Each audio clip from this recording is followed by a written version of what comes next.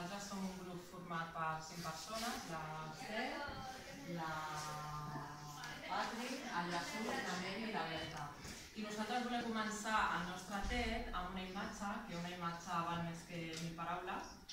I aquesta fotografia és una radiografia d'un pres real i surt, no són fecalomes, això és droga que està o als intestins o a l'anus i llavors reflecteix que a dins de la presó els reclusos prenen, a més de que consumeixen drogues, també trafiquen amb elles. Volíem fer la següent pregunta, que si vosaltres creieu que els drogadictes, quan entren a la presó, deixen de drogar-se. Doncs evidentment no. Es droguen i tenen accés a la droga a dins de la presó i es crea un mercat i un tràfic de drogues a dins. Potser la presó no és un centre rehabilitador de drogues, tan sols minimitza els seus danys, i allà a la presó es va a pagar el delicte que s'ha comès de la condemna, no a rehabilitar-se de les drogues. Hi ha un estudi a nivell internacional de l'Observatori de Toxicomanies i Droga, que és de l'any 2007, o sigui ja fa anys, que diu que entre el 8 i el 60% dels reclusos consumeix droga a dins de la presó. I entre el 3 i el 25%, que a mi m'ha sorprès moltíssim, és una dada molt curiosa, comencen a drogar-se a dins de la presó. O sigui que abans no es drogaven i es tornen drogadictes. Hi havia gent que sí que tenia un consum ocasional amb la droga, però després ja consumeixen habitualment. Per què començaran a drogar-se aquestes persones? Estan en una situació diferent, estan recluïts, han comès un delicte i necessiten evadir-se. Això comporta que el consum de drogues a dins de la presó hi ha més morts per suïcidis, perquè hi ha més factors de risc associats, suïcidis, malalties de transmissió per via parenteral, per sobredosis també. Llavors, clar, ho tolerem o no ho tolerem? Realment, les persones, per exemple, que consumeixen heroïna tenen un mono bastant important, que també es diu craving, i aquestes persones ho passen realment malament de no drogar-se perquè necessiten aquesta substància, o sigui, tenen tremolors, suors, dolor d'ossos. Llavors, no es pot ni tot treure ni poder canviar de seguida. Ara passarà el torn a la Patri. Doncs bé, com ja ha dit la meva companya, el fet que hi hagi molt tipus de drogues avui a dia fa que els funcionaris de presó hagin d'estar molt preparats per a tots aquests fets, ja que hi ha moltes addiccions a dins de la presó. Les drogues molt sovint estan molt relacionades amb la delinqüència, motiu pel qual moltes persones es queixen per obtenir diners per poder comprar drogues. I llavors, per això, motiu pel qual hi ha moltes addiccions molt prèvies abans de l'ingrés, motius d'addiccions. El perfil de l'intern normalment sol ser un perfil d'un consumidor crònic, normalment d'heroïna. Solen ser reincidents en els mateixos delictes, en els mateixos fets delictius, del mateix moment. I normalment són persones excluïdes socialment. Aquesta exclusió jo penso que també, que no és per falta d'ajuda, és una mica també de l'educació que han rebut des de molt petits. Llavors, tots pensem que associem la delinqüència amb les drogues, és com una cosa molt social, tothom m'imaginem que està molt lligat. Doncs bé, els consumidors, molts dels consumidors tenen, sí que és veritat que tenen un major nombre de detencions, però també tenen més contacte amb el sistema judicial, ja sigui per delictes lleus o greus o sancions administratives pel tema del consum o tinença. El gran percentatge de la població, o sigui, de les detencions que es fan, normalment, donen positiu en drogues, quasi sempre estan relacionades. Llavors, encara que no estigui determinant, sí que és veritat que existeix una gran vinculació entre la intoxicació de la persona detinguda en el moment dels fets delictius. Els trastorns per conducta, per per consum, acostumen a estar molt lligats amb la violència, més que d'altres trastorns que hi ha, molts tipus de trastorns avui dia diagnosticats. I així com a tema interessant, tot i que el tema del consum, que fa que moltes persones delinqueixin, el Codi Penal recull com a maximent i atenuant el tema del consum. Llavors, recull això, que la intoxicació plena, o sigui, és una persona que està intoxicada plenament, ja sigui d'alcohol, estupefaents, psicotròpics o substàncies anàlogues, i que no estiguin en la capacitat, diguéssim, de ser conscients del que estan fent i que ho facin també en el moment que tenen aquesta dependència, fa que d'alguna manera es rebaixi la pena o, com he comentat abans, com si no és un eximent, per tema aquest. Llavors, com a conclusió, jo penso que està molt relacionat el drogues amb els fets delictius, que si estiguessin en un altre estat no ho farien.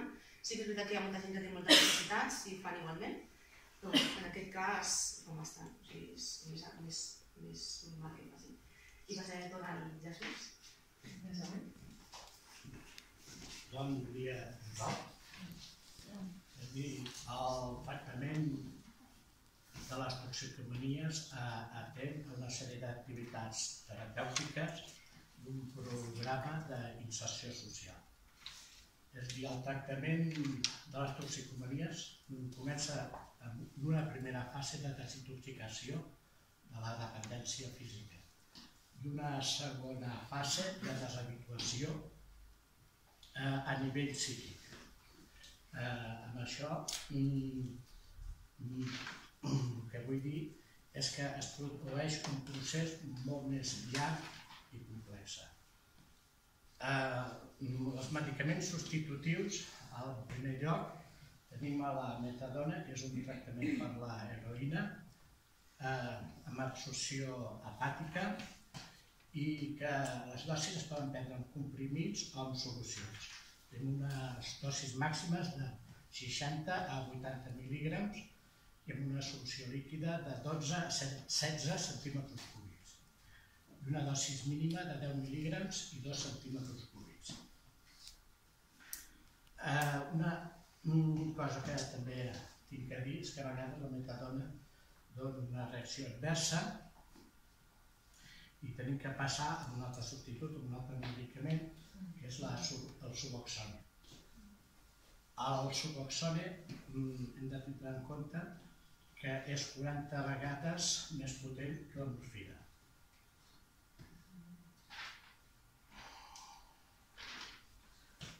La toma és a nivell sublingual i la dosis és de 8 mil·lígrams dosis màxima i 2 mil·lígrams de dosis mínima.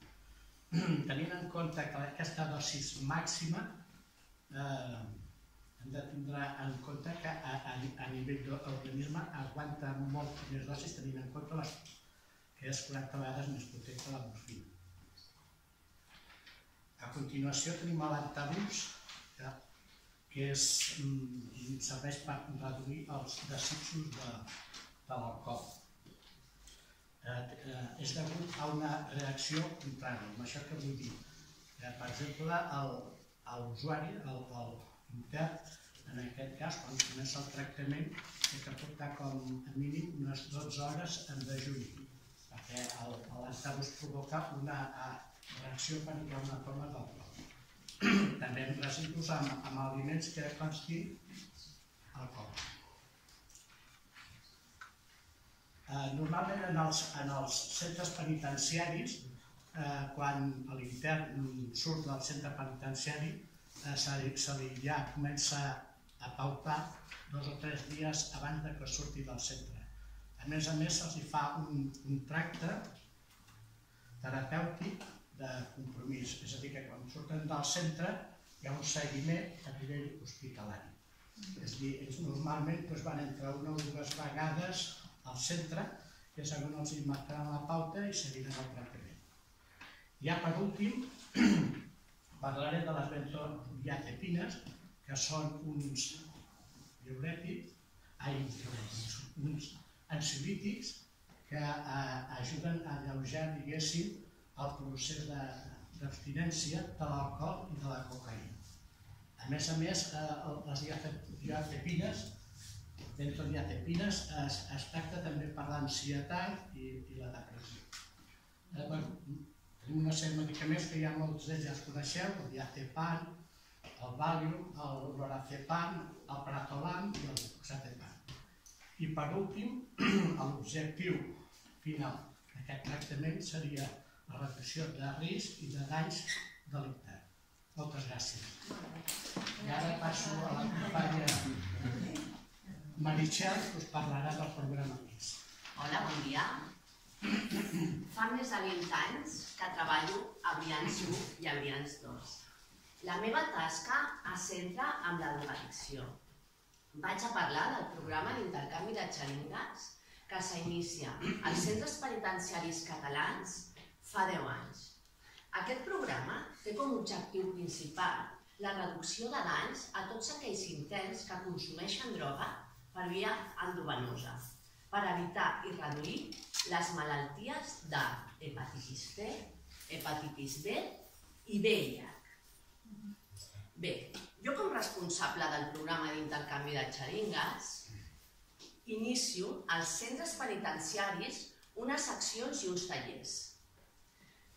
Realitzo educació sobre la reducció de sobredosis als interns. Realitzo educació sanitària sobre les tècniques de venopunció que siguin el més higièniques possibles per evitar infeccions en les pells i en les venes dels interns. I per últim, el punt més important és que intento conscienciar l'intern del canvi de via de consum.